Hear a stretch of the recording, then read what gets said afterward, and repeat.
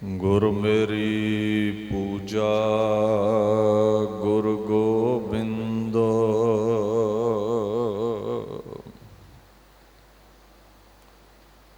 गुर मेरा पार ब्रह्म गुर भगवंत।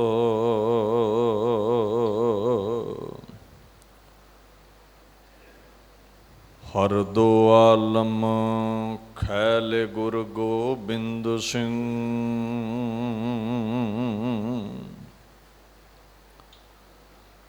जुमला अंदर जैल गुर गोबिंद सिंह।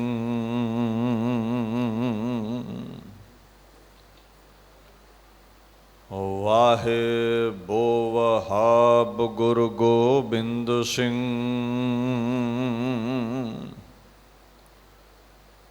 फात हे हर बाब गुर गोबिंद सिंह।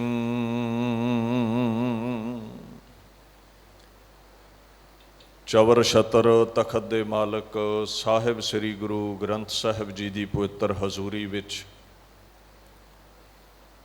सुभाएमान गुरु प्यारी खालसा साध संगत जी फतेह प्रवान करो। वाहिगुरू जी का खालसा वाहिगुरू जी की फतेह। धन धन श्री गुरु हरकृष्ण साहिब सच्चे पातशाह जी दे पवित्र स्थान गुरुद्वारा श्री बंगला साहिब विखे आप सरबत संगतां हाजरीन हो। बड़े शहर विच सिंह साहिब ज्ञानी रणजीत सिंह जी हुणां ने आप संगत नूं तुर्की बाणी दा गुरु ग्रंथ साहिब पातशाह दा फरमान सरवण करवाया है। गुरु नानक पातशाह दे अगम्मी जोत अगम्मी अजमता भरी जोत दे दसवें वाली खुद खुदा गुरु गोबिंद सिंह जी की पाक बाणी दसम ग्रंथ दे विचों बचित्र नाटक दे अंदर जो अकाल दी उस्तत है, अकाल पुरख की जो वडियाई है, उहदी व्याख्या आप संगत दे नाल सांझी कीती जा रही है। गुरु ग्रंथ साहिब पातशाह का फरमान है, सतगुर की बाणी सत सत कर जान हो गुर सिख हो हर करता आप मोह हो कढ़ाए। दो बार लफ्ज वरत्या सत सत। कोई गाफलता की नींद सुता ना होवे, जगाउण लई दो बार कहा भी सच करके बनना है, बाणी ते किंतु परंतु नहीं करना। और जेड़े वीर किंतु परंतु करते ने कुछ तो वो होंदे ने जिन्हों ज्ञान नहीं है बाणी का, कुछ जान बुझ के गुमराह कुन प्रचार करते ने। और जदों कथा हुंदी है इन्हां रचनावां दी ना, एक उन्हां दे अंदर जिहड़े जान बुझ के गुमराह करते ने भय हुंदा भी संगत नूं जे पता चल गया भी इस रचना विच बाणी विच लिखिया की है, संगत नूं ज्ञान हो गया तो फिर असीं जिहड़ा गुमराह करते हाँ वो भांडा भज जाना है। तो हुण तुसीं बचित्र नाटक की कथा सुननी है, तुहानूं किधरे भी जापे भी ये ब्राह्मणवाद नाल जोड़दी है तो विचार लई खुला सदा है। ये केवल एक अकाल पुरख दे नाल जोड़दी है। सुआओ उस अगमी रचना नाल गुरु गोबिंद सिंह दी पुरजोर कलम जिथों झलक पवेगी भी गुरु गोबिंद वर्गी जे कोई तलवार नहीं चला सकिया दुनिया ते कलम भी चलाउण वाला कोई रहबर पैदा नहीं होया दुनिया ते। जिन्नी उहदी तलवार दी धार तिखी है उन्नी कलम दी उहदी नोक तिखी चलदी है। वो अगमी रचना पातशाह करते ने अजेयं अपेयं अनामं अठामं महाजोग जोगं महाकाम कामं।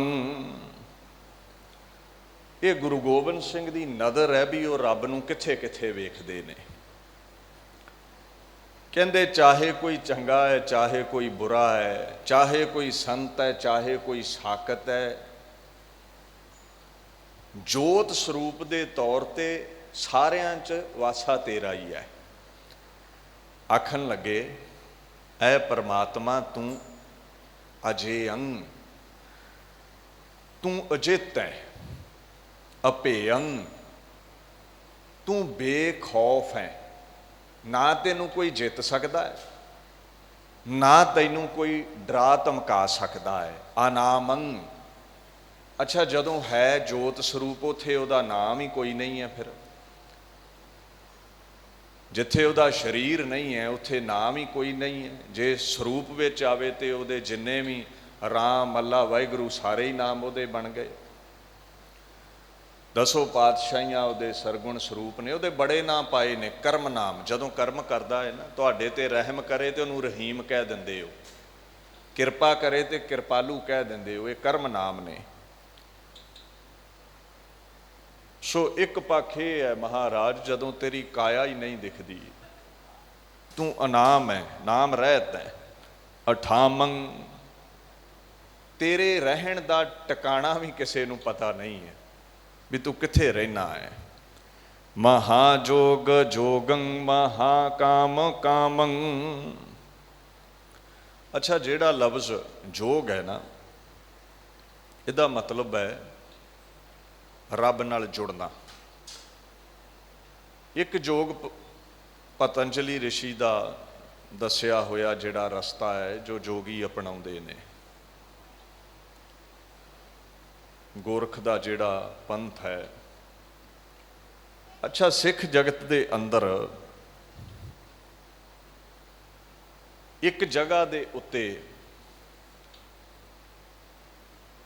ਜੋਗ ਨੂੰ ਪ੍ਰਵਾਨਗੀ ਹੈ, ਦੂਸਰੇ ਪੱਖ ਵਿੱਚ ਜੋਗ ਤੋਂ ਪਾਸਾ ਵਟਿਆ ਗਿਆ ਹੈ। ਪ੍ਰਵਾਨਗੀ ਕਿਸ ਜੋਗ ਦੀ ਹੈ, ਪਾਸਾ ਕਿਸ ਪਾਸੇ ਤੋਂ ਵਟਿਆ, ਧਿਆਨ ਦਿਓ। ਜੋਗੀ ਲੋਕ ਕੀ ਕਰਦੇ ਨੇ, ਤਨ ਨੂੰ ਧਾਉਂਦੇ ਨੇ, ਤਨ ਨੂੰ ਤਪਾਉਂਦੇ ਨੇ, ਹੱਠ ਕਰਦੇ ਨੇ, ਨਿਓਲੀ ਆਸਣ ਲਾਉਂਦੇ ਨੇ। ਹੁਣ ਜਿੱਥੇ ਤਨ ਨੂੰ ਤਾਉਣਾ ਹੈ, ਤਨ ਨੂੰ ਦੁੱਖ ਦੇਣਾ ਹੈ, ਉਹ ਗੁਰਮਤ ਇਸ ਫਲਸਫੇ ਨੂੰ ਫੋਲੋ ਨਹੀਂ ਕਰਦੀ, ਕਬੂਲ ਨਹੀਂ ਕਰਦੀ। ਇਹ ਤਨ ਵੀ ਰੱਬ ਕੋ ਸ਼ਿਕਾਇਤ ਕਰੇਗਾ ਵੀ ਕਿਹੜੇ ਵਜੂਦ ਨਾਲ ਲਾਇਆ ਜੀ, ਇਹਨੇ ਤੇ ਮੈਨੂੰ ਧੂਣੀ ਅੱਗੇ ਹੀ ਤਾ ਛੱਡਿਆ ਹੈ, ਇਹਨੇ ਤੇ ਮੈਨੂੰ ਬਰਫੀਲੀ ਗੁਫਾ ਵਿੱਚ ਹੀ ਬਿਠਾ ਛੱਡਿਆ ਹੈ। ਸਿੱਖ ਜਗਤ ਅੰਦਰ ਜੋਗ ਜੁੜਨਾ ਕਿਹੜਾ ਪ੍ਰਵਾਨ ਹੈ? ਕਹਿੰਦੇ ਪਰਿਵਾਰ ਵਿੱਚ ਰਹਿੰਦਿਆਂ ਚੌਂਕੜਾ ਲਾ ਕੇ ਵਿਕਾਰਾਂ ਤੋਂ ਆਪਣੀ ਬਿਰਤੀ ਨੂੰ ਉੱਚਾ ਉਠਾ ਕੇ ਅਕਾਲ ਪੁਰਖ ਦੇ ਵਿੱਚ ਸੁਰਤੀ ਜੋੜਨੀ ਹੈ। ਦੁਨੀਆ ਛੱਡਣ ਦੀ ਲੋੜ ਨਹੀਂ, ਦੁਨੀਆ ਵਿੱਚ ਰਹਿੰਦਿਆਂ ਚਿੱਤ ਨੂੰ ਇਕਾਗਰ ਕਰਨਾ ਹੈ, ਉਪਰਾਮ ਕਰਨਾ ਹੈ। ਹੱਠ ਜੋਗ ਪ੍ਰਵਾਨ ਨਹੀਂ ਹੈ ਸਿੱਖੀ ਵਿੱਚ, ਸੋ ਇਸ ਗੱਲ ਦਾ ਖਿਆਲ ਰੱਖਿਓ। ਕਲੇਸ਼ ਵਿੱਚ ਨਹੀਂ ਪਾਉਣਾ, ਸਰੀਰ ਨੂੰ ਤੰਗੀ ਨਹੀਂ ਦੇਣੀ, ਵਿਕਾਰਾਂ ਤੋਂ ਉਪਰਾਮ ਸਹਿਜ ਵਿੱਚ ਚੌਂਕੜਾ ਲਾ ਕੇ ਹੋਣਾ ਹੈ। ਸੋ ਜੋਗ ਦਾ ਭਾਵ ਹੈ ਜੁੜਨਾ। ਕਹਿੰਦੇ ਬੜੇ ਜੋਗੀ ਹੋਣਗੇ, ਜੁੜੇ ਹੋਏ ਹੋਣਗੇ, ਸਾਰਿਆਂ ਜੋਗੀਆਂ ਦਾ ਖਸਮ ਤੂੰ ਹੀ ਹੈ, ਸਾਰਿਆਂ ਦਾ ਮਾਲਕ ਤੂੰ ਹੀ ਹੈ। ਮਹਾ ਜੋਗ ਜੋਗੰ ਮਹਾ ਕਾਮ ਕਾਮੰ, ਕਾਮ ਦਾ ਜਿਹੜਾ ਪਹਿਲਾ ਮਤਲਬ ਹੈ,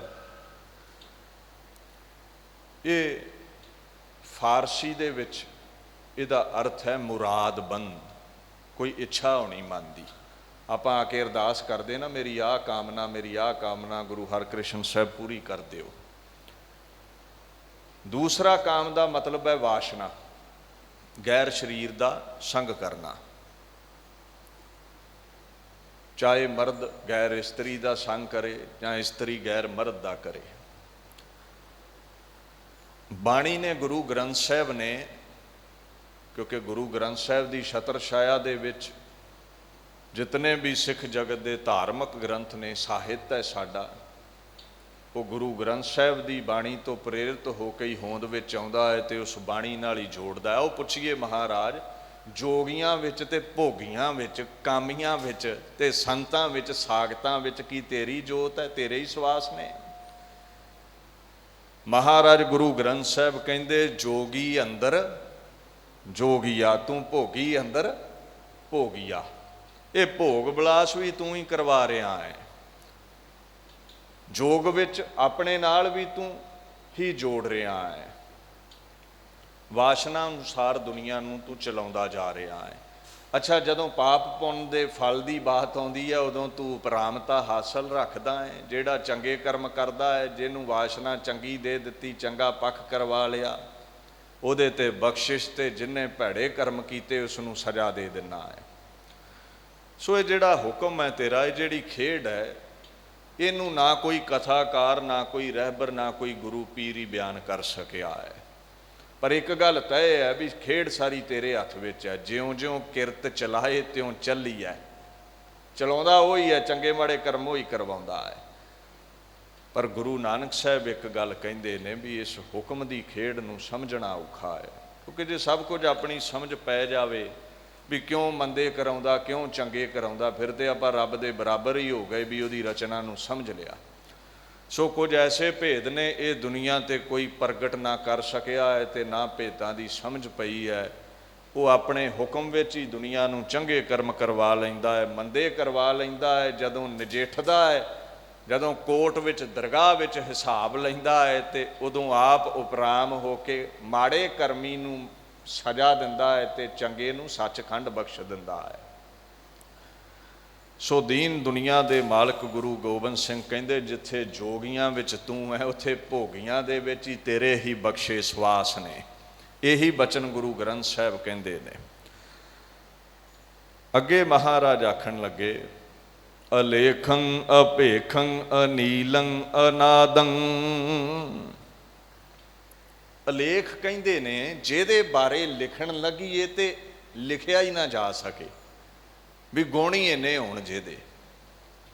ਪਰਮਾਤਮਾ ਬਾਰੇ ਜਿੰਨੇ ਵੀ ਧਾਰਮਿਕ ਗ੍ਰੰਥ ਮਿਲਦੇ ਨੇ ਉਹਦੀ ਵਡਿਆਈ ਦੇ ਨੇ, ਹਜ਼ਾਰਾਂ ਹੋਣਗੇ, ਪਰ ਹਰ ਇੱਕ ਗ੍ਰੰਥ ਦੇ ਇਹੀ ਬੋਲ ਨੇ ਵੀ ਉਹਦਾ ਅੰਤ ਨਹੀਂ ਪੈ ਸਕਦਾ, ਉਹ ਅਲੇਖ ਹੈ। ਦੀਨ ਦੁਨੀਆ ਦੇ ਮਾਲਕ ਕਹਿੰਦੇ ਐ ਪਰਮਾਤਮਾ ਜਿੱਥੇ ਤੂੰ ਲੇਖੇ ਵਿੱਚ ਨਹੀਂ ਨਾ ਆਉਂਦਾ, ਉੱਥੇ ਕਹਿੰਦੇ ਅਭੇਖੰ, ਇੱਕ ਭੇਖ ਵਿੱਚ ਵੀ ਤੂੰ ਨਹੀਂ ਬੱਝਾ।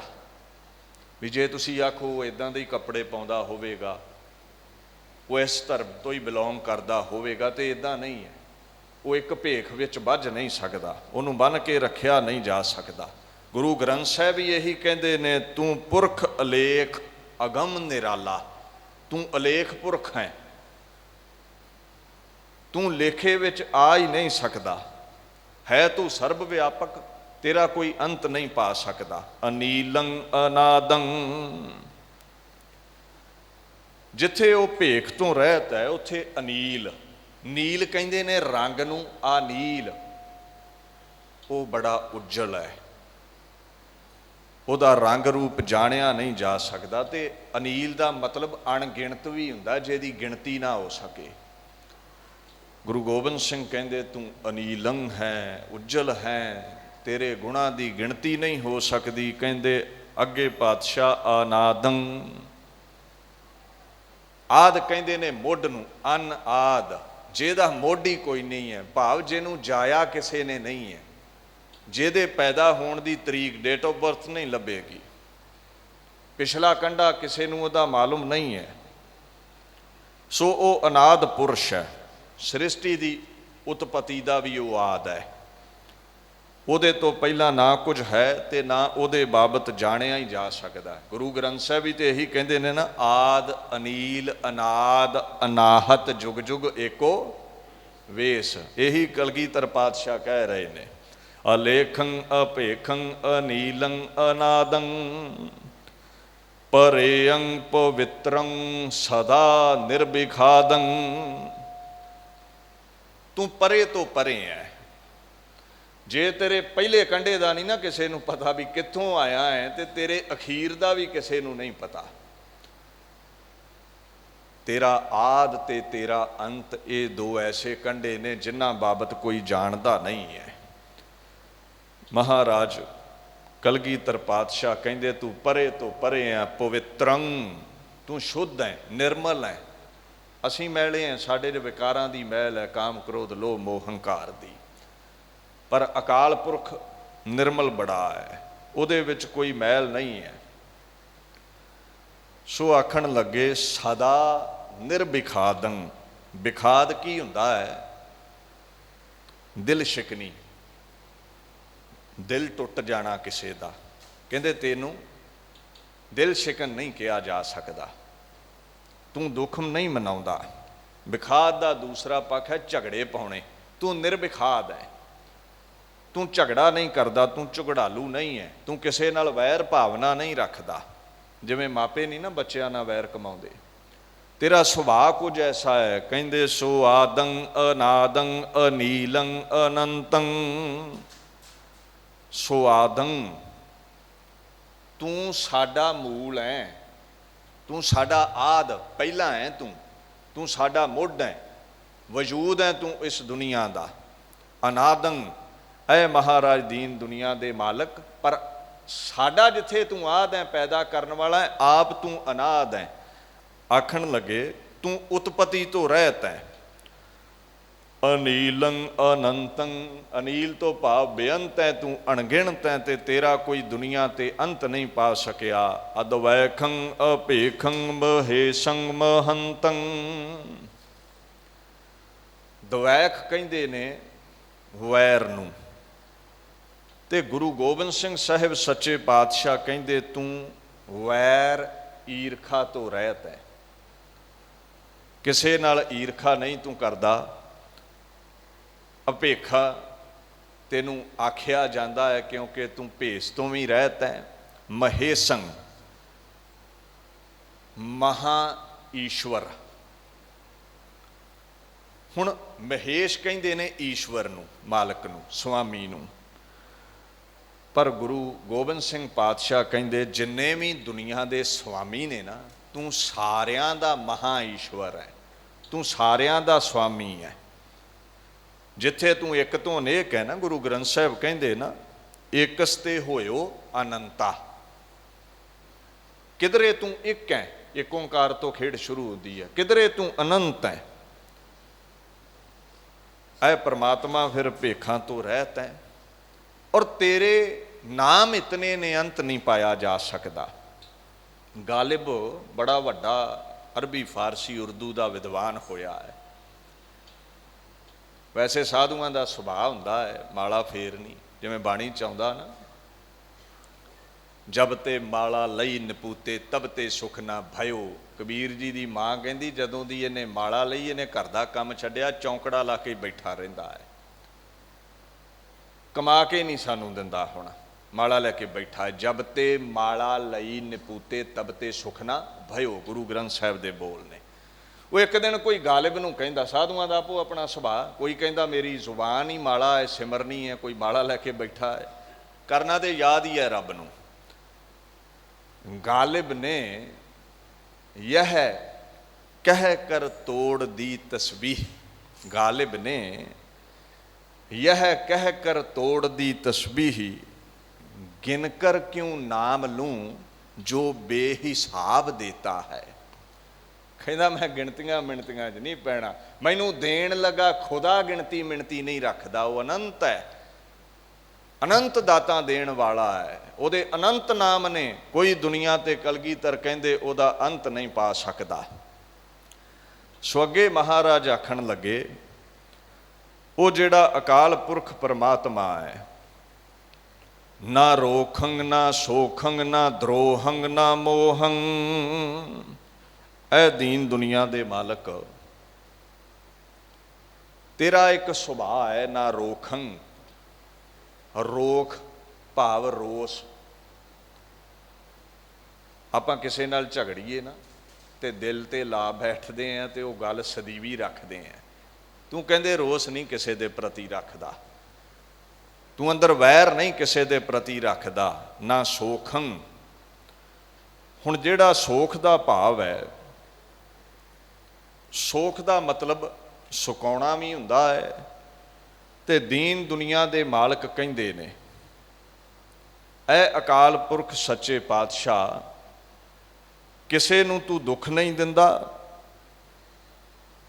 ਕਿਸੇ ਨੂੰ ਤੂੰ ਸੋਖਦਾ ਨਹੀਂ ਹੈ, ਰੋਟੀ ਤੂੰ ਆਤੁਰ ਨਹੀਂ ਕਰਦਾ। ਬੰਦਾ ਤੇ ਬੰਦੇ ਨਾਲ ਝਗੜਦਾ, ਕਹਿੰਦਾ ਤੇਰੀ ਰੋਟੀ ਖੋਹ ਲੈਣੀ ਹੈ, ਪਰ ਪਰਮਾਤਮਾ ਦਾ ਸੁਭਾਅ ਸਭ ਨੂੰ ਹਰਿਆ ਭਰਿਆ ਕਰਨ ਵਾਲਾ ਹੈ। ਅੱਗੇ ਆਖਣ ਲੱਗੇ, ਨਾ ਦਰੋਹੰ ਨਾ ਮੋਹੰ, ਦਰੋਹ ਦਗਾ ਕਮਾਉਣਾ, ਧੋਖਾ ਦੇਣਾ, ਤੂੰ ਕਿਸੇ ਨੂੰ ਧੋਖਾ ਨਹੀਂ ਦਿੰਦਾ, ਨਾ ਮੋਹੰ, ਤੈਨੂੰ ਫਿਰ ਕਿਸੇ ਦਾ ਮੋਹ ਵੀ ਨਹੀਂ ਹੈ। ਜਿੱਥੇ ਤੈਨੂੰ ਕਿਸੇ ਨਾਲ ਵੈਰ ਨਹੀਂ ਹੈ ਨਾ, ਤੂੰ ਮੋਹ ਵੀ ਕਿਸੇ ਨਾਲ ਨਹੀਂ ਕਰਦਾ। ਮੋਹ ਮਾਇਆ ਵੈਰ ਤੋਂ ਤੂੰ ਰਹਿਤ ਹੈ। ਅੱਛਾ, ਜੇ ਸੋਖ ਦੇ ਅਰਥ ਆਪਾਂ ਪਰਸ਼ੀਅਨ ਵਿੱਚ ਕਰੀਏ ਨਾ, ਸ਼ੋਕ ਤੇ ਉਹਦਾ ਮਤਲਬ ਤੇਜ ਤਰਾਰ। ਤੂੰ ਕਿਸੇ ਨਾਲ ਚਲਾਕੀਆਂ ਨਹੀਂ ਕਰਦਾ, ਕਿਉਂਕਿ ਕਲਗੀਧਰ ਨੇ ਜ਼ਿਆਦਾ ਬ੍ਰਿਜ ਭਾਸ਼ਾ ਇਹਦੇ ਵਿੱਚ ਵਰਤੀ ਹੈ, ਸੰਸਕ੍ਰਿਤ ਵਰਤੀ ਹੈ, ਗੁਰਮੁਖੀ ਵਰਤੀ ਹੈ, ਪੰਜਾਬੀ ਦੇ ਅਲਫਾਜ਼ ਲੱਭ ਜਾਣਗੇ, ਪਰਸ਼ੀਅਨ ਵਰਤੀ ਹੈ। ਉਹਦੀ ਕਲਮ ਚੋਂ ਬੜਾ ਕੁਝ ਪ੍ਰਗਟ ਹੁੰਦਾ ਹੈ। ਉਹ ਮੋਹ ਤੋਂ ਰਹਿਤ ਹੈ। ਸੋ ਮਹਾਰਾਜ ਪਾਤਸ਼ਾਹ ਅੱਗੇ ਉਹਦੀ ਵਡਿਆਈ ਵਿੱਚ ਕਹਿੰਦੇ ਨੇ, ਨਾ ਕਾਮੰ ਨਾ ਕ੍ਰੋਧੰ ਅਜੋਨੀ ਅਜੋਹੰ। ਅਸੀਂ ਆਉਨੇ ਆ ਗੁਰੂ ਘਰ, ਜਾਂ ਕੋਈ ਇਨਸਾਨ ਤੋਂ ਜਾਵੇ ਜਾਂ ਰੱਬ ਦੇ ਦਰ ਤੇ ਜਾਵੇ, ਕਾਮਨਾ ਲੈ ਕੇ, ਇੱਛਾਵਾਂ ਨੇ ਅੰਦਰ। ਕਹਿੰਦੇ ਤੂੰ ਕਿਸੇ ਦੇ ਪ੍ਰਤੀ ਇੱਛਾ ਨਹੀਂ ਰੱਖਦਾ ਵੀ ਤੈਨੂੰ ਲੋੜ ਹੈ ਕਿਸੇ ਦੀ, ਤੂੰ ਸਹਿਭੰਗ ਹੈ, ਸੁਤੇ ਸਿੱਧ ਹੈ, ਤੈਨੂੰ ਕਿਸੇ ਦੀ ਵੀ ਲੋੜ ਨਹੀਂ ਪੈਂਦੀ।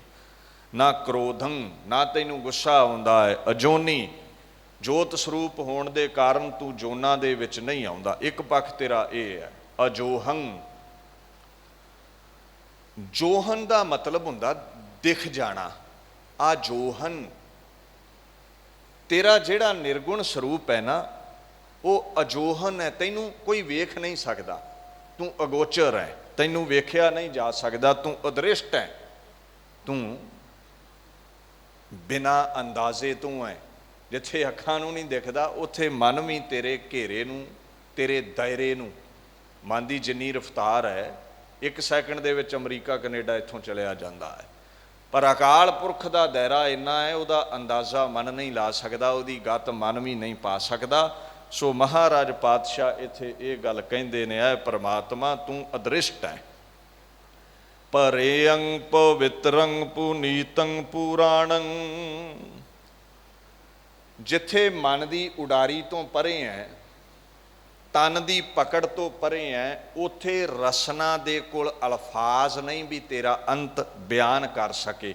ਵਾਣੀ ਤੋਂ ਵੀ ਪਰੇ ਹੈ ਤੂੰ, ਵਾਣੀ ਭਾਵ ਅਲਫਾਜ਼ਾਂ ਤੋਂ ਤੂੰ ਪਰੇ ਹੈ। ਪਵਿੱਤਰੰ, ਤੂੰ ਸਭ ਤੋਂ ਪਵਿੱਤਰ ਹੈ, ਪਾਕ ਹੈ। ਪੁਨੀਤੰ, ਹੁਣ ਇੱਥੇ ਪਵਿੱਤਰ ਪੁਨੀਤ ਇਕੱਠਾ ਹੀ ਆ ਗਿਆ ਹੈ। ਇਹਦਾ ਭਾਵ ਕੀ ਹੈ? ਪਵਿੱਤਰ ਪਾਕ ਨੂੰ ਕਹਿੰਦੇ ਨੇ, ਤੇ ਕਹਿੰਦੇ ਜਿਹੜਾ 3 ਗੁਣਾ ਵੱਧ ਕੇ ਪਵਿੱਤਰ ਹੋਵੇ ਉਹ ਪੁਨੀਤ ਹੁੰਦਾ ਹੈ। ਪਵਿੱਤਰ ਪਵਿੱਤਰ ਪਵਿੱਤਰ ਪੁਨੀਤ, ਗੁਰੂ ਗ੍ਰੰਥ ਸਾਹਿਬ ਦੇ ਬੋਲ ਨੇ। ਬਹੁਤ ਪਾਕ ਦਾਮਨ, ਬਹੁਤ ਉੱਚੇ ਸੁੱਚੇ ਜੀਵਨ ਵਾਲਾ। ਪਵਿੱਤਰ ਨਾਲੋਂ ਵੀ 3 ਗੁਣਾ ਵੱਧ ਕੇ, ਐ ਪਰਮਾਤਮਾ ਤੂੰ ਪਵਿੱਤਰ ਹੈ। ਸੋ ਮਹਾਰਾਜ ਪਾਤਸ਼ਾਹ ਇੱਕ ਲਫ਼ਜ਼ ਵਰਤਦੇ ਨੇ, ਪੁਰਾਣੰ। ਇੱਥੇ ਪੁਰਾਣ ਤੋਂ ਭਾਵ ਇਹ ਨਹੀਂ ਹੈ ਵੀ ਸਨਾਤਨ ਮਤ ਦੇ ਗ੍ਰੰਥ। ਇੱਥੇ ਪੁਰਾਣੰ ਦਾ ਭਾਵ ਹੈ ਤੂੰ ਸਭ ਤੋਂ ਪਵਿੱਤਰ ਤੇ ਪ੍ਰਾਚੀਨ ਹੈ, ਪੁਰਾਣਾ ਹੈ। ਤੂੰ ਸਾਰਿਆਂ ਨਾਲੋਂ ਪੁਰਾਤਨ ਹੈ, ਪ੍ਰਾਚੀਨ ਹੈ, ਪੁਰਾਣ ਹੈ ਤੂੰ। ਅਜੇਯੰ ਅਭੇਯੰ ਭਵਿਖਯੰ ਭਵਾਨੰ। ਮਹਾਰਾਜ ਕਹਿੰਦੇ ਆ, ਜੇ ਆ ਜਾਵੇਂ ਤੂੰ ਕਿਸੇ ਸੂਰਬੀਰ ਦੇ ਉੱਤੇ ਹਸਤ ਰੱਖ ਦਵੇਂ ਤੇ ਉਹ ਅਜਿੱਤ ਹੋ ਜਾਂਦਾ ਹੈ, ਜੇ ਤੈਨੂੰ ਨਹੀਂ ਜਿੱਤਿਆ ਜਾ ਸਕਦਾ। ਕਲਗੀਧਰ ਬੜਾ ਇੱਕ ਲਫ਼ਜ਼ ਵਰਤਦੇ ਨੇ ਦਸਮ ਬਾਣੀ 'ਚ, ਸ੍ਰੀ ਵਾਹਿਗੁਰੂ ਜੀ ਕੀ ਫਤਿਹ। ਉਹਦੀ ਸਦਾ ਫਤਿਹ ਹੈ। ਰੱਬ ਨੂੰ ਕੋਈ ਜਿੱਤ ਨਹੀਂ ਸਕਦਾ, ਤੇ ਜਿਹਦੇ ਵੱਲ ਰੱਬ ਹੋ ਜਾਵੇ ਉਹ ਵੀ ਨਹੀਂ ਜਿੱਤਿਆ ਜਾ ਸਕਦਾ। ਕਲਗੀਧਰ ਪਾਤਸ਼ਾਹ ਦੇ ਨਿਰਗੁਣ ਸਰੂਪ ਨੇ, ਤਾਂ ਹੀ ਤੇ 14 ਜੰਗਾਂ ਔਰੰਗਜ਼ੇਬ ਗੁਰੂ ਗੋਬਿੰਦ ਸਿੰਘ ਪਾਤਸ਼ਾਹ ਤੋਂ ਜਿੱਤ ਨਹੀਂ ਸਕਿਆ, ਕਿਉਂਕਿ ਗੁਰੂ ਗੋਬਿੰਦ ਸਿੰਘ ਮਹਾਰਾਜ ਕਹਿੰਦੇ ਨੇ, ਮੇਰੇ ਵੱਲ ਪਰਮਾਤਮਾ ਹੈ, ਮੈਨੂੰ ਫੌਜਾਂ ਦੀ ਵੀ ਲੋੜ ਨਹੀਂ ਹੈ। ਜਿਹਦੇ ਵੱਲ ਖੁਦਾ ਹੋ ਜਾਂਦਾ ਉਹਦੀ ਹਾਰ ਨਹੀਂ ਹੁੰਦੀ। वो कदे हारदा नहीं है। कहते कि ऊरा गरूरस्त बा मुल्क माल वा मारा पनास्त यसदा अकाल। जफरनामे दे बोल ने, तैनू गरूर होवेगा फौजां ते मैनू गरूर खुदा दे उत्ते है। ते जेड़े वल ओ हो जांदा है वो अजित है, उसनू कोई हरा नहीं सकता। अभेयं, ओनू कोई डरा नहीं सकता। ना रब डरदा ना उहदे सेवक डरदे ने। भविख्यं भवानं, भविख फ्यूचर नू कहंदे ने, ते भवानंग प्रैजेंट नू कहंदे ने, अज दा समा। तू अज भी है, तू पिछे भी सी, असीं रहीए जां ना रहीए, तू अगामी दुनिया ते महाराज कहंदे होवेगा। ना रोगं ना सोगं सो नित्यं नवीनं।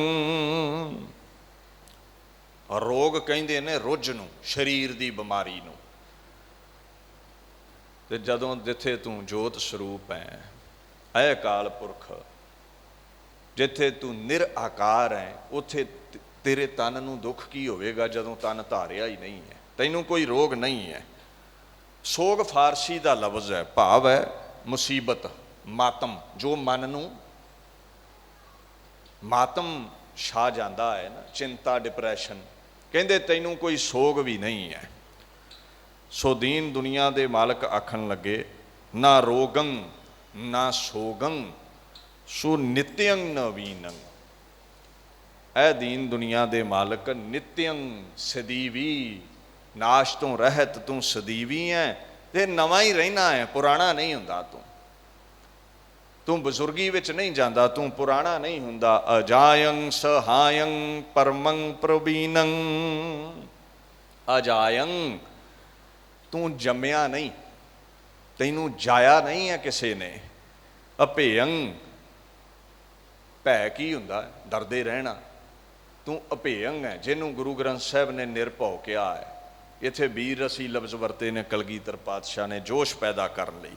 गुरु नानक साहब प्रेम रसी बचन वरतते हैं, भगती के मार्ग की गल करते हैं।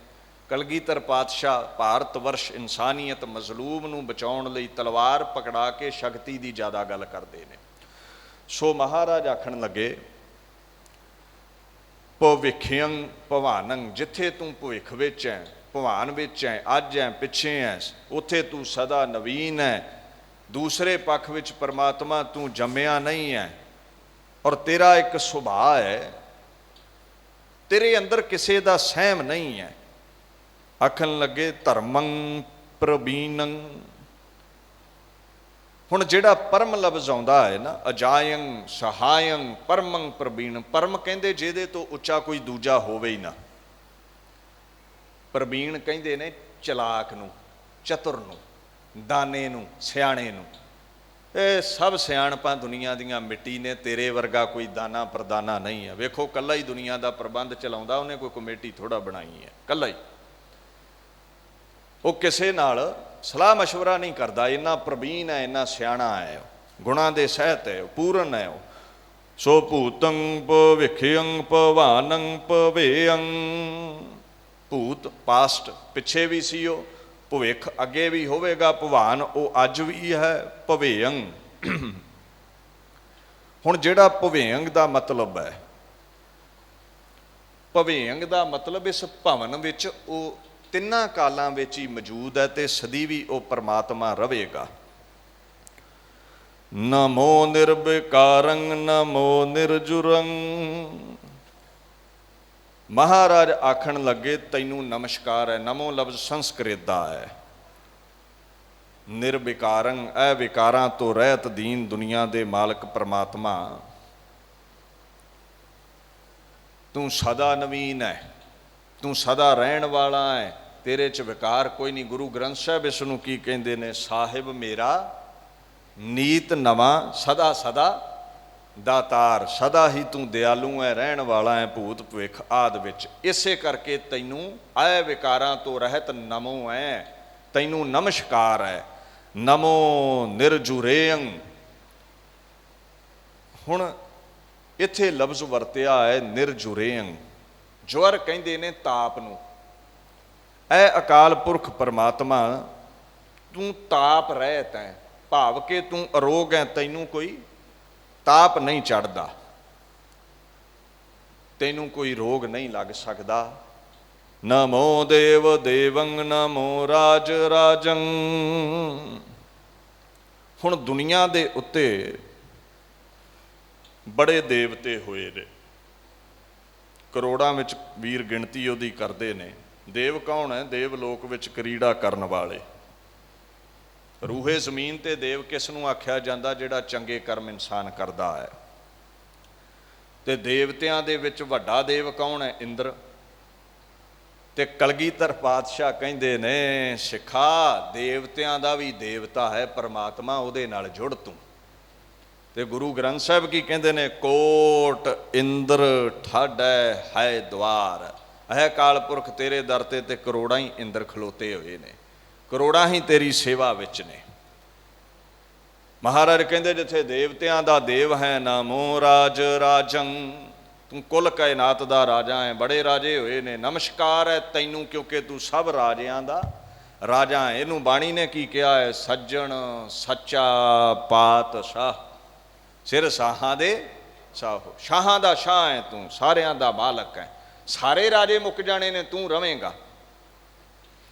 ਇੱਕ ਹੈਦਰ ਅਲੀ ਆਤਿਸ਼ ਕਵੀ ਹੋਇਆ, ਕਹਿੰਦਾ ਨਾ ਗੋਰੇ ਸਿਕੰਦਰ ਨਾ ਕਬਰ ਏ ਦਾਰਾ। ਵੱਡੇ ਵੱਡੇ ਰਾਜਿਆਂ ਦੀ ਗੱਲ ਕਰਦਾ, ਕਹਿੰਦਾ ਕਿਵੇਂ ਮਿੱਟੀ ਹੁੰਦੇ ਨੇ। ਨਾ ਗੋਰੇ ਸਿਕੰਦਰ ਨਾ ਕਬਰ ਏ ਦਾਰਾ, ਮਿਟੇ ਨਾਮੀਆਂ ਕੇ ਨਿਸ਼ਾਨ ਕੈਸੇ ਕੈਸੇ। ਦੁਨੀਆ ਜਿੱਤਣ ਵਾਲੇ ਸਿਕੰਦਰ ਦਾ ਵਜੂਦ ਨਹੀਂ ਰਿਹਾ, ਪਰ ਤੂੰ ਇੱਦਾਂ ਦਾ ਰਾਜਾ ਹੈ, ਪਾਤਸ਼ਾਹ ਹੈ, ਤੂੰ ਸਦਾ ਰਹਿਣ ਵਾਲਾ ਹੈ। ਤੇਰਾ ਸਦਾ ਦੁਨੀਆ ਤੇ ਇਹ ਅਕਾਲ ਪੁਰਖ ਰਾਜ ਰਵੇਗਾ। ਅੱਗੇ ਮਹਾਰਾਜ ਦੀਨ ਦੁਨੀਆ ਦੇ ਮਾਲਕ ਕਹਿੰਦੇ ਨੇ, ਨਿਰਾਲੰਬ ਨਿਤਯੰ ਸੋ ਰਾਜਾ ਤੇ ਰਾਜੰ। ਨਿਰਾਲੰਬ, ਆਲੰਬ ਕਹਿੰਦੇ ਨੇ ਆਸਰੇ ਨੂੰ, ਨਿਰ ਆਲੰਬ ਰਾਜਿਆਂ ਨੂੰ ਵੀ ਆਸਰਾ ਹੁੰਦਾ ਹੈ, ਫੌਜਾਂ ਵਜ਼ੀਰਾਂ ਦਾ। ਤੈਨੂੰ ਕਿਸੇ ਦਾ ਆਸਰਾ ਨਹੀਂ ਹੈ, ਤੈਨੂੰ ਕਿਸੇ ਦੇ ਆਸਰੇ ਦੀ ਲੋੜ ਵੀ ਨਹੀਂ ਹੈ। ਤੂੰ ਆਪਣੇ ਆਪ ਸਿਰ ਹੈ, ਸੁਤੇ ਸਿੱਧ ਹੈ। ਸੋ ਮਹਾਰਾਜ ਕਹਿੰਦੇ ਨਿਤਯੰ, ਅਵਿਨਾਸ਼ੀ ਹੈ, ਸਦਾ ਰਹਿਣ ਵਾਲਾ ਹੈ, ਆਮ ਰਾਜੇ ਨਹੀਂ ਰਹਿੰਦੇ। ਸੋ ਰਾਜਾ ਤੇ ਰਾਜੰ, ਰਾਜੇ ਦਾ ਮਤਲਬ ਤੁਸੀਂ ਸਮਝਦੇ ਹੋ ਰਾਏ, ਤੇ ਤਿਰਾਜ ਕਹਿੰਦੇ ਨੇ ਰਾਜਿਆਂ ਦੇ ਰਾਜੇ ਨੂੰ। ਵੇਖੋ ਪੰਕਤੀਆਂ ਵਿੱਚ ਲਫ਼ਜ਼ ਬਦਲ ਲੈਂਦੇ ਨੇ, ਅਰਥ ਉਹੀ ਪਾਤਸ਼ਾਹ ਪ੍ਰਗਟ ਕਰ ਦਿੰਦੇ ਨੇ। ਅੱਗੇ ਆਖਣ ਲੱਗੇ, ਅਲੇਖੰ ਭਏਕੰ ਅਭੂਤੰ ਅਦਵੈਖੰ। ਇੱਕ ਅਲੇਖ ਦਾ ਮਤਲਬ ਅਲਖ ਵੀ ਹੁੰਦਾ, ਜੋ ਦਿਖੇ ਨਾ। ਇੱਕ ਅਲੇਖ ਦਾ ਮਤਲਬ ਜੋ ਗਿਣਤੀ ਵਿੱਚ ਨਾ ਆਵੇ। ਇੱਕ ਅਲੇਖ ਦਾ ਮਤਲਬ ਇਹ ਵੀ ਹੁੰਦਾ ਨੇਸਤ ਨਾਬੂਦ ਕਰ ਦੇਣਾ, ਖੁਰਾ ਖੋਜ ਮਿਟਾ ਦੇਣਾ। ਨਾ ਤੇਰਾ ਖੁਰਾ ਖੋਜ ਹੀ ਮਿਟਦਾ ਹੈ, ਨਾ ਲੇਖੇ 'ਚ ਹੀ ਆ ਰਿਹਾ ਹੈ, ਨਾ ਕਿਸੇ ਦੇ ਵੇਖਣ ਵਿੱਚ ਹੀ ਆ ਰਿਹਾ ਹੈ। ਅਭੇਖੰ, ਬਿਨਾ ਭੇਖ ਤੋਂ ਹੈ। ਅਭੂਤੰ, ਇਹ ਦੀਨ ਦੁਨੀਆ ਦੇ ਮਾਲਕ। ਅਭੂਤੰ ਅਦਵੈਸ਼ੰ, ਅਭੂਤ ਕਹਿੰਦੇ ਨੇ ਜੋ ਹੋਇਆ ਹੀ ਨਾ ਹੋਵੇ। ਭਾਵ ਮੰਨ ਲਓ ਜਿਹੜਾ ਬੀਤ ਗਿਆ ਸਮਾਂ ਹੈ ਉਹ ਹੈ ਭੂਤ। ਤੂੰ ਆ ਭੂਤ ਹੈ, ਤੂੰ ਬੀਤ ਗਏ ਸਮੇਂ 'ਚ ਵੀ ਜੇ ਕੋਈ ਆਖੇ ਵੀ ਉਦੋਂ ਪੈਦਾ ਹੋਇਆ ਹੈ, ਤੇ ਕਹਿੰਦੇ ਨਹੀਂ, ਤੂੰ ਅਪੂਰਵ ਹੈ, ਉਦੋਂ ਵੀ ਪਿੱਛੇ ਹੈ, ਉਦੋਂ ਵੀ ਤੂੰ ਪਿਛਾਂ ਤੋਂ ਪਿਛਾਂ ਹੈ। ਦੀਨ ਦੁਨੀਆ ਦੇ ਮਾਲਕ। ਇੱਕ ਪੱਖ ਹੋ ਰਿਹਾ ਇਹਦਾ, ਅਭੇਖੰ ਅਭੂਤੰ। ਤੂੰ ਭੇਸ਼ ਤੋਂ ਪਤਾ ਕਿਉਂ ਰਹਿਤ ਹੈ, ਤੂੰ ਅਭੇਖ ਹੈ। ਅਭੇਖ ਤੂੰ ਇਸ ਲਈ ਹੈ, ਅਭੂਤ ਦਾ ਮਤਲਬ ਹੈ ਭੂਤ, ਪੰਜ ਤੱਤ। ਤੂੰ ਪੰਜਾਂ ਤੱਤਾਂ ਦਾ ਬਣਿਆ ਹੀ ਨਹੀਂ, ਤੇ ਤੇਰਾ ਭੇਸ ਕਿੱਦਾਂ ਬਿਆਨ ਕਰੀਏ ਵੀ ਤੂੰ ਕਿੱਦਾਂ ਦਾ ਹੈ। ਅਦਵੈਖੰ, ਤੇਰੇ ਵਿੱਚ ਕੋਈ ਦਵੈਸ਼ ਨਹੀਂ ਹੈ, ਕੋਈ ਈਰਖਾ ਨਹੀਂ ਹੈ, ਵੈਰ ਨਹੀਂ ਹੈ। ਨਾ ਰਾਗੰਗ ਨਾ ਰੰਗੰਗ ਨਾ ਰੂਪੰਗ ਨਾ ਰੇਖੰ। ਹੁਣ ਕਹਿੰਦੇ ਤੇਰੇ ਅੰਦਰ ਰਾਗੰ, ਰਾਗ ਵਰਣ ਨੂੰ ਵੀ ਕਹਿੰਦੇ ਨੇ ਵੀ ਕੋਈ ਆਖੇ ਉਹ ਬ੍ਰਾਹਮਣ ਹੈ, ਸ਼ੂਦਰ ਹੈ, ਵੈਸ਼ ਹੈ, ਛਤਰੀ ਹੈ, ਨਹੀਂ, ਉਹਦੇ ਤੇ ਦਾਵਾ ਨਹੀਂ ਠੋਕਿਆ ਜਾ ਸਕਦਾ। ਤੇ ਰਾਗ ਦਾ ਮਤਲਬ ਪ੍ਰੇਮ ਵੀ ਹੈ। ਨਾ ਰਾਗੰ, ਤੂੰ ਪ੍ਰੇਮ ਤੋਂ ਵੀ ਰਹਿਤ ਹੈ। ਰਾਗੰ ਸ਼ਿੰਗਾਰ ਨੂੰ ਵੀ ਕਹਿੰਦੇ ਨੇ, ਤੈਨੂੰ ਕਿਸੇ ਸ਼ਿੰਗਾਰ ਦੀ ਲੋੜ ਨਹੀਂ। ਨਾ ਰੰਗੰ, ਰੰਗ ਲਫ਼ਜ਼ ਧਨ ਲਈ ਵੀ ਆਇਆ ਹੈ, ਰੰਗ ਲਫ਼ਜ਼ ਮਾਇਆ ਲਈ ਵੀ ਆਇਆ ਹੈ, ਨਫੇ ਲਈ ਵੀ ਆਇਆ ਹੈ। ਤੈਨੂੰ ਕਿਸੇ ਮਾਇਆ ਦੀ ਲੋੜ ਨਹੀਂ ਹੈ, ਧਨ ਦੀ ਤੈਨੂੰ ਲੋੜ ਨਹੀਂ ਹੈ। ਨਾ ਰੂਪੰ, ਤੇਰੀ ਕੋਈ ਸੂਰਤ ਨਹੀਂ ਹੈ। ਨਾ ਰੇਖੰ, ਨਾ ਇਹ ਹੱਥਾਂ ਦੀਆਂ ਰੇਖਾਂ ਹੀ ਨੇ, ਤੂੰ ਕਿਸਮਤ ਲਿਖਣ ਵਾਲਾ ਹੈ, ਤੇਰੀ ਕੋਈ ਆਪਣੀ ਕਿਸਮਤ ਨਹੀਂ ਹੈ, ਨਾ ਕੋਈ ਲਿਖਣ ਵਾਲਾ ਹੀ ਹੈ। ਰੇਖ ਦਾ ਮਤਲਬ ਵੈਸੇ ਕ੍ਰੋਧ ਕਰਨਾ ਵੀ ਹੁੰਦਾ ਹੈ, ਤੈਨੂੰ ਕ੍ਰੋਧ ਨਹੀਂ ਕਿਸੇ ਤੇ ਆਉਂਦਾ। ਹੁਣ ਅੱਗੇ ਬਚਨ ਕਰਦੇ ਨੇ, ਕਹਿੰਦੇ ਮਹਾਦੇਵ ਦੇਵੰ ਮਹਾਜੋਗ ਜੋਗੰ। ਇੱਥੇ ਮਹਾਦੇਵ ਲਫ਼ਜ਼ ਆਇਆ ਹੈ।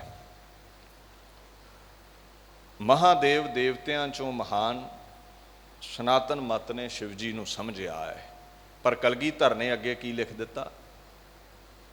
ਮਹਾਦੇਵ ਦੇਵੰ, ਜਿਹੜਾ ਦੇਵਤਿਆਂ ਚੋਂ ਮਹਾਦੇਵ ਹੈ, ਤੂੰ ਉਹਦਾ ਵੀ ਆਗੂ ਹੈ, ਮੁਰਸ਼ਦ ਹੈ, ਉਹਦੇ ਨਾਲੋਂ ਵੀ ਤੂੰ ਮਹਾਨ ਹੈ। ਇਹਨੂੰ ਗੁਰੂ ਗ੍ਰੰਥ ਸਾਹਿਬ ਨੇ ਕੀ ਕਿਹਾ? 10 ਅਵਤਾਰ ਰਾਜੇ ਹੋਏ ਵਰਤੇ, ਮਹਾਦੇਵ ਅਵਤੂਤਾ। ਇੱਥੇ ਕਈ ਰਾਜੇ ਆਏ, ਕਈ ਅਵਤਾਰ ਆਏ ਨੇ, ਪਰ ਕੁੱਲ ਕਾਇਨਾਤ ਦਾ ਮਾਲਕ ਅਕਾਲ ਪੁਰਖ ਆਪ ਹੀ ਹੈ। ਗੁਰੂ ਗ੍ਰੰਥ ਸਾਹਿਬ ਕਹਿੰਦੇ, ਤਿੰਨ ਭੀ ਅੰਤ ਨਾ ਪਾਇਓ ਤੇਰਾ, ਲਾਏ ਥਕੇ ਵਿਭੂਤਾ। ਜਿਹੜਾ ਮਹਾਦੇਵ ਤੋਂ ਵੀ ਮਹਾਨ ਪਰਮਾਤਮਾ ਹੈ, ਉਹਦਾ ਅੰਤ ਸ਼ਿਵ ਜੀ ਵੀ ਨਹੀਂ ਪਾ ਸਕਦੇ, ਕੋਈ ਵੀ ਦੁਨੀਆ ਤੇ ਪਾ ਨਹੀਂ ਸਕਦਾ। ਮਹਾਜੋਗ ਜੋਗੰ, ਆਤਮਾ ਵਿੱਚ ਜੁੜਿਆ ਹੋਇਆ ਜਿਹੜਾ ਪੁਰਸ਼ ਹੈ ਜੋਗੀ, ਤੂੰ ਉਹਦੇ ਤੋਂ ਵੀ ਮਹਾਨ ਹੈ। ਮਹਾਕਾਮ ਕਾਮੰ ਮਹਾਭੋਗ ਭੋਗੰ। ਹੁਣ ਦੇਖੋ, ਕਾਮ ਦੇ ਪਿੱਛੇ ਵੀ ਆਪਾਂ ਅਰਥ ਕੀਤੇ ਨੇ, ਇੱਕ ਹੋਰ ਅਰਥ ਵੀ ਹੈ। ਕਾਮ ਤੋਂ ਭਾਵ ਹੈ ਕੰਮ। ਤੈਨੂੰ ਕਿਸੇ ਤਾਈਂ ਕੰਮ ਨਹੀਂ ਪੈਂਦਾ, ਕਿਸੇ ਤਾਈਂ ਨਾ ਕੋਈ ਕਾਰਜ ਪੈਂਦਾ ਹੈ, ਨਾ ਤੇਰੇ ਅੰਦਰ ਕੋਈ ਚਾਹਨਾ ਹੀ ਹੈ। ਐ ਪ੍ਰਮਾਤਮਾ, ਤੂੰ ਸਾਰਿਆਂ ਦਾ ਮਾਲਕ ਹੈ। ਬਾਣੀ ਗੁਰੂ ਗ੍ਰੰਥ ਸਾਹਿਬ ਦੀ ਵੀ ਕਹਿੰਦੀ ਹੈ, ਤੂੰ ਆਪੇ ਹੀ ਰਸ ਰਸੀੜਾ। ਜੇ ਕੋਈ ਵਿਕਾਰ ਕਮਾਉਂਦਾ ਹੈ, ਕੋਈ ਭੋਗੀ ਹੈ, ਕਹਿੰਦੇ ਉੱਥੇ ਵੀ ਤੇਰੀ ਖੇਡ ਹੈ, ਤੂੰ ਆਪੇ ਹੀ ਭੋਗ ਭੋਗੀਆ। ਸੋ ਮਹਾਰਾਜ ਨੇ ਅੱਗੇ ਬਿਆਨ ਕੀਤਾ ਹੈ, ਕਹੂੰ ਰਾਜ ਸੰਗ ਤਾਮ ਸੰਗ ਸ਼ਾਂਤ ਕੇ ਅੰਗ। ਕਿਤੇ ਤੇ ਤੂੰ ਰਾਜਾ ਬਣਿਆ ਬੈਠਾ ਹੈ, ਕਿਉਂਕਿ ਰਾਜਿਆਂ ਨੂੰ ਵੀ ਤੇਰੇ ਹੀ ਸਵਾਸ ਬਖਸ਼ੇ ਹੋਏ ਨੇ। ਜਿੱਥੇ ਨਿਰਗੁਣ ਦੀ ਗੱਲ ਹੈ, ਉੱਥੇ ਤੇਰਾ ਕੋਈ ਭੇਖ ਨਹੀਂ, ਕੋਈ ਪਤਾ ਨਹੀਂ ਕਿੱਥੇ ਰਹਿੰਦਾ ਕੀ ਕਰਦਾ। ਜਿੱਥੇ ਤੂੰ ਸਰਗੁਣ ਵਿੱਚ ਆ ਜਾਣਾ ਹੈ, ਸਰੀਰ ਧਾਰਦਾ ਹੈ, ਕਹਿੰਦੇ ਕਿਤੇ ਤੇਰੇ ਰਾਜਸੀ ਠਾਠ ਨੇ, ਰਾਜਾ ਬਣਿਆ ਬੈਠਾ, ਕਿਤੇ ਤਾਮਸੀ, ਕਿਤੇ ਕ੍ਰੋਧੀ ਬਣਿਆ ਬੈਠਾ ਹੈ, ਗੁੱਸੇ ਖੋਰਾ। ਸ਼ਾਂਤ ਕੀ ਅੰਗ, ਕਿਤੇ ਤੂੰ ਸ਼ਾਂਤੀ ਗ੍ਰਹਿਣ ਕਰਕੇ ਬੈਠਾ ਹੋਇਆ ਹੈ। ਅੱਗੇ ਕਹਿੰਦੇ, ਕਹੂੰ ਨਾਰ ਕੋ ਰੂਪ ਧਾਰੇ ਨਰਿਅੰ। ਨਾਰ ਦਾ ਪਹਿਲਾ ਮਤਲਬ ਹੈ ਨਾਰੀ, ਇਸਤਰੀ। ਤੇ ਜੇ ਨਾਰ ਤੁਸੀਂ ਪਰਸ਼ੀਅਨ ਵਿੱਚ, ਅਰਬੀ ਵਿੱਚ, ਫਾਰਸੀ ਵਿੱਚ ਲੈ ਜਾਓ ਤੇ ਮਤਲਬ ਹੁੰਦਾ ਆਤਿਸ਼, ਅੱਗ। ਕਿਧਰੇ ਤੂੰ ਅੱਗ ਵਿੱਚ ਵੀ ਸਮਾਇਆ ਹੈ, ਉਹਦੇ ਕੋਲ ਵੀ ਤੇਰਾ ਹੀ ਪ੍ਰਕਾਸ਼ ਹੈ, ਰੌਸ਼ਨੀ ਹੈ। ਇਸਤਰੀ ਵਿੱਚ ਵੀ ਤੂੰ ਹੀ ਸਮਾਇਆ ਹੈ, ਕਿਉਂਕਿ ਉਦੋਂ ਬ੍ਰਾਹਮਣ ਨੇ ਕਿਹਾ ਸੀ, ਇਸਤਰੀ ਸਵਰਗ ਨਹੀਂ ਜਾ ਸਕਦੀ, ਨਰਕ ਦਾ ਦੁਆਰ ਖੋਲ੍ਹਦੀ ਹੈ। ਇਹ ਰਾਮ ਦਾ ਨਾਮ ਨਹੀਂ ਲੈ ਸਕਦੀ, ਮੰਦਰ ਨਹੀਂ ਆ ਸਕਦੀ। ਗੁਰੂ ਗੋਬਿੰਦ ਸਿੰਘ ਪਾਤਸ਼ਾਹ ਨੇ ਜੋ ਗੁਰੂ ਨਾਨਕ ਸਾਹਿਬ ਦੇ ਬੋਲ ਸਨ, ਉਹਨਾਂ ਨੂੰ ਹੀ ਅੱਗੇ ਵਧਾਇਆ। ਗੁਰੂ ਨਾਨਕ ਸਾਹਿਬ ਨੇ ਕੀ ਕਿਹਾ ਸੀ? ਸੋ ਕਿਉ ਮੰਦਾ ਆਖੀਐ ਜਿਤ ਜਮੈ ਰਾਜਾਨ। ਤੇ ਗੁਰੂ ਗੋਬਿੰਦ ਸਿੰਘ ਕਹਿੰਦੇ, ਨਾਰ ਵਿੱਚ ਵੀ ਤੇ ਪਰਮਾਤਮਾ ਦੀ ਜੋਤ ਸਮਾਈ ਹੈ। ਕਿਤੇ ਤੂੰ ਨਾਰ ਦੇ ਵਿੱਚ ਸਮਾਇਆ ਹੋਇਆ ਹੈ, ਕਿਤੇ ਨਰੇਅੰ, ਕਿਤੇ ਨਰ ਬਣਿਆ ਹੋਇਆ ਹੈ, ਕਿਤੇ ਤੂੰ ਮਰਦ ਬਣਿਆ ਹੋਇਆ ਹੈ। ਕਹੂੰ ਦੇਵਯੰ ਦੇਵਤੰ ਦੈਂਤ ਰੂਪੰ। ਦੇਵਯੰ ਤੋਂ ਭਾਵ ਹੈ ਦੇਵੀ, ਦੇਵਤੇ ਦੀ ਇਸਤਰੀ। ਕਹਿੰਦੇ ਦੇਵੀਆਂ ਵਿੱਚ ਵੀ ਤੇਰੇ ਸਵਾਸ ਨੇ। ਦੇਵੀਆਂ ਨੂੰ ਜੋ ਤੂੰ ਸ਼ਕਤੀ ਬਖਸ਼ਦਾ ਹੈ, ਤੂੰ ਹੀ ਕਰਤਾ ਹੈ। ਕੋਟ ਦੇਵੀ ਜਾ ਕੋ ਸੇਵੈ। ਗੁਰੂ ਗ੍ਰੰਥ ਸਾਹਿਬ ਕਹਿੰਦੇ ਕਰੋੜਾਂ ਦੇਵੀਆਂ ਨੇ। ਇੱਥੇ ਵੀ ਬਹੁ ਵਚਨ ਹੈ, ਕਹੂੰ ਦੇਵੀਅੰ ਦੇਵਤੰ। ਦੇਵਤੇ ਤੋਂ ਭਾਵ ਤੁਸੀਂ ਸਮਝਦੇ ਹੋ ਸੁਰਗ ਵਿੱਚ ਵਾਸ ਕਰਨ ਵਾਲਾ ਜੋ ਦੇਵਤਾ ਹੈ, ਜੋ ਦੇਵ ਹੈ। ਨਾਮ ਧਿਆਵਹਿ ਦੇਵ 33 ਅਰ ਸਿੱਧ ਸਾਧਕ ਨਰ। ਇਹ ਸਾਰੇ ਉਸ ਨੂੰ ਹੀ ਧਿਆ ਰਹੇ ਨੇ, ਸਾਰੇ ਉਸ ਅਕਾਲ ਪੁਰਖ ਦੀ ਵਡਿਆਈ ਕਰ ਰਹੇ ਨੇ। ਕਰੋੜਾਂ ਦੇਵਤੇ ਗੁਰੂ ਗ੍ਰੰਥ ਸਾਹਿਬ ਕਹਿੰਦੇ ਉਹਦੇ ਦਰ ਤੇ ਨੇ। ਸੋ ਸਾਰਿਆਂ ਵਿੱਚ ਉਹਦੇ ਹੀ ਬਖਸ਼ੇ ਸਵਾਸ ਨੇ। ਦੈਤ ਰੂਪੰਗੇ, ਕਲਗੀਧਰ ਦੀ ਕਲਮ ਨਹੀਂ ਲਿਖਿਆ, ਨਹੀਂ ਤੇ ਲੋਕ ਕਹਿੰਦੇ ਨੇ ਦੇਵਤਿਆਂ 'ਚ ਰੱਬ ਹੈ ਤੇ ਦੈਂਤਾਂ ਵਿੱਚ ਸ਼ੈਤਾਨ ਹੈ। ਕਹਿੰਦੇ ਨਹੀਂ, ਸ਼ੈਤਾਨ ਵੀ ਤੇਰੇ ਹੀ ਪੈਦਾ ਕੀਤੇ ਹੋਏ ਨੇ। ਇੱਕੋ ਹੀ ਕਰਤਾ ਹੈ ਦੁਨੀਆ ਦਾ। ਰਾਖਸ਼ ਰੂਪ ਉਹਦੇ ਵਿੱਚ ਵੀ ਤੇਰੇ ਹੀ ਬਖਸ਼ੇ ਸਵਾਸ ਨੇ। ਦੈਂਤ ਵੈਸੇ ਦਿੱਤੀ ਦੇ ਗਰਭ ਤੋਂ ਕਸ਼ਪ ਦੀ ਔਲਾਦ ਨੂੰ ਕਿਹਾ ਗਿਆ, ਉਹਨਾਂ ਦਾ ਨਾਮ ਦੈਂਤ ਪਿਆ, ਦਿੱਤੀ ਦੇ ਗਰਭ ਤੋਂ ਪੈਦਾ ਹੋਏ ਉਸ ਇਸਤਰੀ ਦਾ ਨਾਮ ਸੀ। ਖੈਰ, ਬੁਰੇ ਕਰਮਾਂ ਵਾਲੇ ਨੂੰ ਵੀ ਦੈਂਤ ਕਿਹਾ ਜਾਂਦਾ ਹੈ। ਜਿਵੇਂ ਬਾਣੀ ਕਹਿੰਦੀ ਨਾ, ਦੈਂਤ ਸੰਘਾਰੇ ਬਿਨ ਭਗਤ ਅਭਿਆਸਾ, ਜਿਹੜੇ ਭਗਤੀ ਨਹੀਂ ਕਰਦੇ ਉਹਨਾਂ ਨੂੰ ਦੈਂਤ ਕਿਹਾ ਗਿਆ। ਉਹ ਆਪਾਂ ਹੁਣ ਅੰਦਰ ਵੇਖਣਾ ਵੀ ਅਸੀਂ ਦੈਂਤ ਹਾਂ ਕਿ ਰੱਬ ਦੇ ਗੁਣ ਗਾਉਣ ਵਾਲੇ ਦੇਵ ਹੈ। ਸੋ ਮਹਾਰਾਜ ਅੱਗੇ ਆਖਣ ਲੱਗੇ, ਕਹੂੰ ਰੂਪ ਅਨੇਕ ਧਾਰੇ ਅਨੂਪੰ, ਇੱਦਾਂ ਤੇਰੇ ਅਨੇਕ ਰੂਪ ਨੇ, ਔਰ ਕੈਸੇ ਨੇ? ਅਨੂਪੰ, ਬੇਮਿਸਾਲ, ਉਪਮਾ ਨਹੀਂ ਦਿੱਤੀ ਜਾ ਸਕਦੀ। ਮਹਾਰਾਜ ਕਹਿੰਦੇ ਤੂੰ ਐਸੇ ਰੂਪ ਧਾਰੇ ਨੇ, ਏਕਾ ਮਾਟੀ ਏਕਾ ਜੋਤ, ਇੱਕੇ ਮਿੱਟੀ ਤੋਂ ਇੰਨੇ ਰੂਪ ਬਣਾਏ ਨੇ। ਗੁਰੂ ਗ੍ਰੰਥ ਸਾਹਿਬ ਮਹਾਰਾਜ ਵੀ ਇਹ ਕਹਿੰਦੇ ਨੇ। ਕਹੂੰ ਫੂਲ ਹੋਇ ਕੈ ਭਲੇ ਰਾਜ ਫੂਲੇ, ਕਹਿੰਦੇ ਕਿਧਰੇ ਤੂੰ ਫੁੱਲਾਂ ਵਿੱਚ ਖੁਸ਼ਬੋਈ ਬਣ ਕੇ ਫੁੱਲਾਂ ਨੂੰ ਪ੍ਰਫੁੱਲਤ ਕਰ ਰਿਹਾ ਹੈ। ਭਲੇ ਰਾਜ ਫੂਲੇ, ਖਿੜਿਆ ਪਿਆ ਹੈ ਤੂੰ, ਖੇੜੇ ਵਿੱਚ ਹੈ। ਕਹੂੰ ਭਵਰ ਹੋਇ ਕੇ ਭਲੀ ਭਾਂਤ ਭੂਲੇ, ਕਿਉਂ? ਗੁਰੂ ਗੋਬਿੰਦ ਸਿੰਘ ਜਗਤ ਗੁਰੂ ਨੇ, ਉਹਨਾਂ ਨੇ ਕਿਸੇ ਦੇ ਨਾਲ ਵਿਤਕਰਾ ਕੀਤਾ ਹੀ ਨਹੀਂ ਹੈ। ਕਹਿੰਦੇ ਹਰ ਧਰਮ ਵਿੱਚ, ਹਰ ਰਹਿਬਰ ਵਿੱਚ, ਹਰ ਦੇਵੀ ਦੇਵਤੇ ਵਿੱਚ, ਹਰ ਇਨਸਾਨ ਵਿੱਚ, ਹਰ ਦੈਂਤ ਸੰਤ ਸਾਖਤ ਵਿੱਚ ਇੱਕ ਰੱਬ ਦਾ ਹੀ ਨੂਰ ਸਮਾਇਆ ਹੋਇਆ ਹੈ। ਵਾਸ਼ਨਾ ਅਨੁਸਾਰ ਕਰਮ ਕਰਵਾ ਲੈਂਦਾ ਹੈ। ਸਭਨਾਂ ਨਾਲ ਪ੍ਰੇਮ ਕਰਨਾ ਚਾਹੀਦਾ ਹੈ, ਪਰ ਜੇ ਤੁਹਾਡੇ ਕੋਈ ਹੱਕ ਨੂੰ ਖੋਵੇ ਤੇ ਫਿਰ ਕਹਿੰਦੇ ਝੁਕਣਾ ਨਹੀਂ ਹੈ, ਫਿਰ ਤਲਵਾਰ ਵੀ ਉਠਾਉਣੀ ਹੈ। ਜਿੱਥੇ ਪ੍ਰੇਮ ਦੀ ਪਰਿਭਾਸ਼ਾ ਹੈ ਉੱਥੇ ਵੀਰ ਅਸੀਂ ਪਰਿਭਾਸ਼ਾ ਵੀ ਪਾਤਸ਼ਾਹ ਨੇ ਬਖਸ਼ੀ ਹੈ। ਕਹਿੰਦੇ ਕਿਤੇ ਫੁੱਲ ਬਣ ਕੇ ਖਿੜਿਆ ਹੈ ਤੇ ਫੁੱਲ ਚੋਂ ਰਸ ਚੱਖਣ ਵਾਲਾ ਭੌਰਾ ਵੀ ਤੂੰ ਆਪ ਹੀ ਹੈ। ਕਹਿੰਦੇ ਕਿਤੇ ਤੂੰ ਕਹੂੰ ਭਵਰ ਹੋਇ ਕੈ ਭਲੀ ਭਾਂਤ ਭੂਲੇ, ਇੱਕ ਭੌਰੇ ਨੂੰ ਆਦਤ ਹੈ, ਉਹ ਜਦੋਂ ਕੌਲ ਦੇ ਫੁੱਲ ਖਿੜੇ ਹੋਏ ਕਮਲ ਫੁੱਲ ਵਿੱਚ ਬਹਿੰਦਾ ਹੈ ਨਾ, ਉਹ ਭੁੱਲ ਜਾਂਦਾ ਹੈ ਦੁਨੀਆ ਨੂੰ। ਔਰ ਇਹਨਾਂ ਸੁਗੰਧ ਦਾ ਚਸਕਾ ਹੈ ਵੀ ਕਮਲ ਦੇ ਫੁੱਲ ਦੀ ਹਸਤੀ ਖਲੋਤੀ ਹੈ ਸੂਰਜ ਦੀਆਂ ਕਿਰਨਾਂ ਸਿਰ ਤੇ। ਜਦੋਂ ਸੂਰਜ ਚੜ੍ਹਦਾ ਤੇ ਉਹ ਪੰਖੜੀਆਂ ਖੋਲ੍ਹਦਾ ਖਿੜਦਾ, ਜਦੋਂ ਸੂਰਜ ਛਿਪਦਾ ਉਹ ਪੰਖੜੀਆਂ ਸਮੇਟ ਲੈਂਦਾ ਹੈ ਕੌਲ ਦਾ ਫੁੱਲ। ਭੌਰਾ ਇੱਕ ਵਾਰ ਬਹਿ ਜਾਵੇ ਖਿੜੇ ਹੋਏ ਫੁੱਲ ਅੰਦਰ, ਫਿਰ ਉਹ ਐਸਾ ਭੁੱਲਦਾ ਹੈ, ਮਸਤ ਹੁੰਦਾ ਹੈ ਖੁਸ਼ਬੋਈ ਵਿੱਚ, ਖਿਆਲ ਹੀ ਨਹੀਂ ਰਹਿੰਦਾ ਵੀ ਸੂਰਜ ਢਲਣ ਵਾਲਾ ਹੈ, ਪੰਖੜੀਆਂ ਸਮੇਟ ਲਵੇਗਾ, ਮੇਰੀ ਕਬਰ ਬਣ ਜਾਵੇਗੀ ਇੱਥੇ।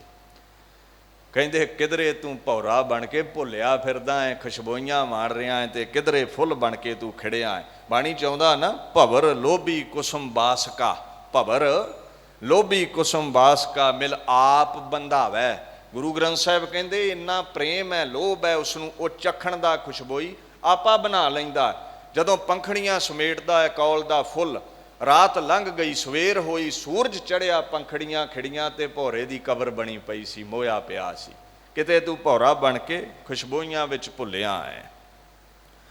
ਇਉਂ ਦੀਨ ਦੁਨੀਆ ਦੇ ਮਾਲਕ ਅੱਗੇ ਕਹਿੰਦੇ ਕਹੂੰ ਪੌਨ ਹਵੈ ਕੈ ਬਾਹੇ ਬੇਗ ਐਸੇ, ਤੂੰ ਤੇਜ਼ ਰਫ਼ਤਾਰ ਵਿੱਚ, ਤੇਜ਼ ਵੇਗ ਦੇ ਵਿੱਚ ਹਵਾ ਬਣ ਕੇ ਵੀ ਵਹਿਨਾ ਹੈ। ਤੇਰੇ ਕਿੰਨੇ ਕੁ ਰੂਪ ਨੇ? ਬਾਪੂ ਅੱਗੇ ਆਖਣ ਲੱਗੇ, ਕਹੇ ਮੋਹ ਨ ਆਵੈ ਕਥੋਂ ਤਾਹੇ ਕੈਸੇ, ਤੇਰੇ ਕਿੰਨੇ ਕੁ ਰੂਪ ਬਿਆਨ ਕਰਾਂ, ਜ਼ੁਬਾਨ ਇੱਕ ਹੈ, ਤੂੰ ਕਥਨ ਵਿੱਚ ਆਉਂਦਾ ਹੀ ਨਹੀਂ ਹੈ। ਗੁਰੂ ਗ੍ਰੰਥ ਸਾਹਿਬ ਨੇ ਇਸ ਨੂੰ ਇਸ ਤਰ੍ਹਾਂ ਲਿਆ ਹੈ, ਤੂੰ ਪਾਰ ਬ੍ਰਹਮ ਬੇਅੰਤ, ਬੇਅੰਤ ਜੀ ਤੇਰੇ ਕਿਆ ਗੁਣ ਆਖ ਵਖਾਣਾ। ਕਲਗੀਧਰ ਵੀ ਕਹਿੰਦੇ ਤੇਰੇ ਗੁਣਾਂ ਦਾ ਬਾਪੂ ਅੰਤ ਨਹੀਂ ਪਾਇਆ ਜਾ ਸਕਦਾ, ਐ ਅਕਾਲ ਪੁਰਖ ਪਰਮਾਤਮਾ। ਅੱਗੇ ਮਹਾਰਾਜ ਕਹਿੰਦੇ ਨੇ ਕਹੂੰ ਨਾਦ ਹੋਇ ਕੈ ਭਲੀ ਭਾਂਤ ਬਾਜੇ, ਨਾਦ ਕਹਿੰਦੇ ਨੇ ਸੰਗੀਤ ਨੂੰ। ਕਿਧਰੇ ਤੂੰ ਨਾਦ ਬਣ ਕੇ ਵੱਜ ਰਿਹਾ ਹੈ। ਜੋ ਇਨਸਾਨ ਦੇ ਅੰਦਰੋਂ ਧੁਨੀ ਆਉਂਦੀ ਹੈ ਉਹ ਵੀ ਨਾਦ ਹੀ ਹੈ, ਜੋ ਰਾਗ ਵਿੱਚ ਪਾ ਕੇ ਗਾਇਆ ਜਾਂਦਾ ਹੈ ਉਹ ਵੀ ਨਾਦ ਹੀ ਹੈ। ਇੱਕ ਆਹਤ ਹੈ ਜਿਹੜਾ ਸਾਜ਼ਾਂ ਨੂੰ ਜਦੋਂ ਘਸਾਓ ਤੇ ਉਹ ਆਵਾਜ਼ ਪ੍ਰਗਟ ਹੁੰਦੀ ਹੈ, ਛੈਣੇ ਆਦਿਕ ਜਾਂ ਮੁਰਲੀ ਵਜਾਓ।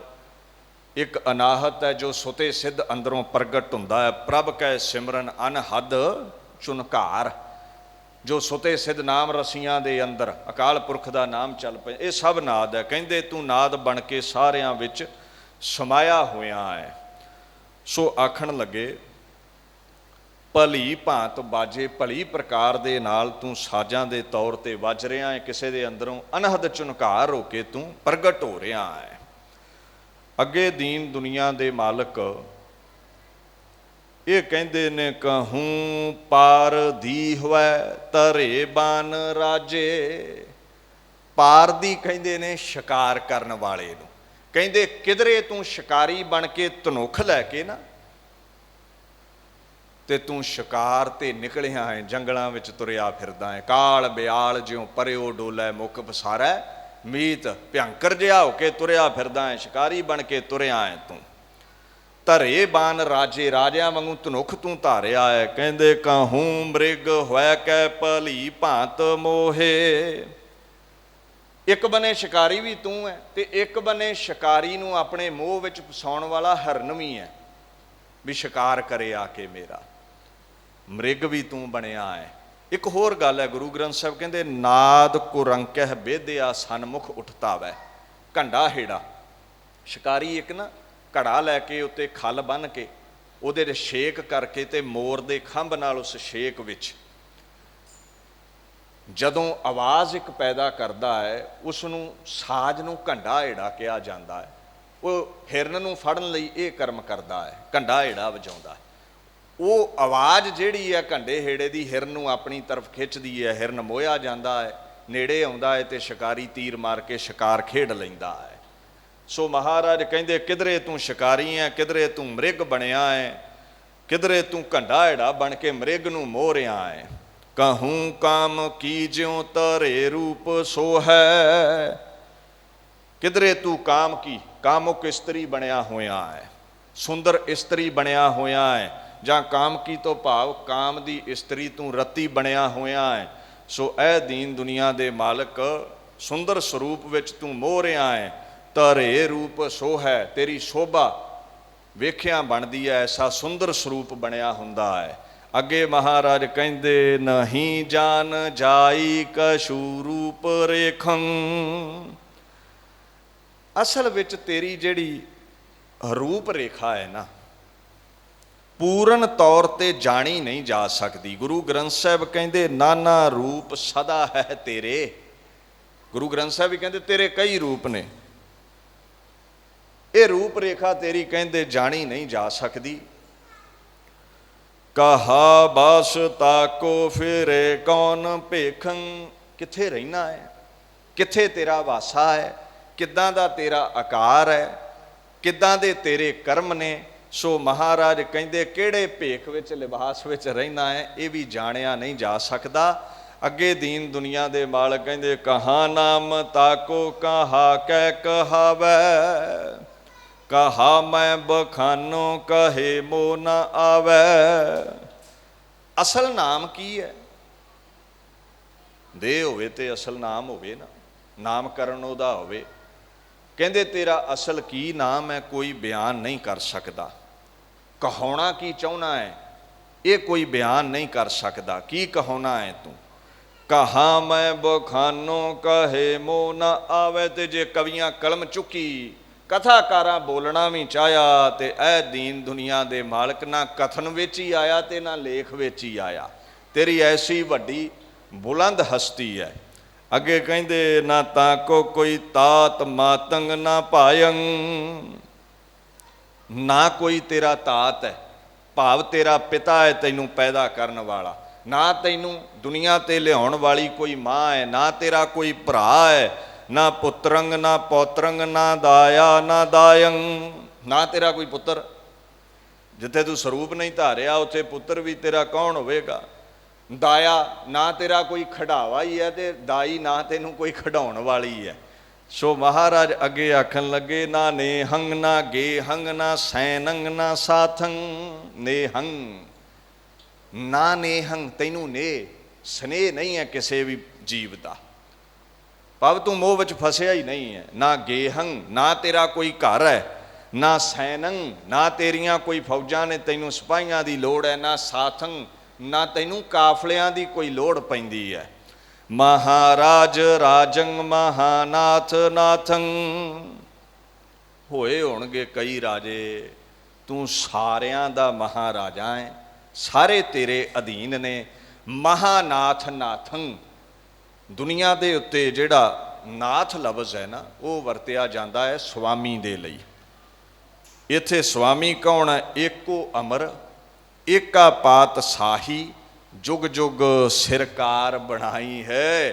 ਤੂੰ ਹੀ ਸੁਆਮੀ ਹੈ, ਤੂੰ ਹੀ ਸਾਰਿਆਂ ਦਾ ਰਾਜਾ ਹੈ, ਤੂੰ ਹੀ ਸਾਰਿਆਂ ਦਾ ਖਸਮ ਹੈ। ਆਪ ਨਾਥ ਨਾਥੀ ਸਭ ਜਾਂ ਕੀ ਰਿੱਧ ਸਿੱਧ ਅਵਰਾ, ਸਾਧ ਸਾਰਿਆਂ ਦਾ ਸੁਆਮੀ ਤੇ ਨਾਥ ਹੈ। ਅਕਾਲ ਪੁਰਖ ਪਾਤਸ਼ਾਹ ਤੂੰ ਹੀ ਹੈ। ਇਹ ਬੇਅੰਤ ਨਾਮ ਕਲਗੀਧਰ ਨੇ ਇੱਕ ਇੱਕ ਪੰਕਤੀ 'ਚ ਚਾਰ ਚਾਰ ਨਾਮ ਉਸ ਅਕਾਲ ਪੁਰਖ ਦੇ ਬਿਆਨ ਕੀਤੇ ਨੇ। ਦਾਸ ਇੱਥੇ ਹੀ ਵਿਚਾਰ ਨੂੰ ਸੰਕੋਚਦਾ ਹੈ। ਫਤਿਹ ਬੁਲਾਓ ਜੀ। ਵਾਹਿਗੁਰੂ ਜੀ ਕਾ ਖਾਲਸਾ, ਵਾਹਿਗੁਰੂ ਜੀ ਕੀ ਫਤਿਹ।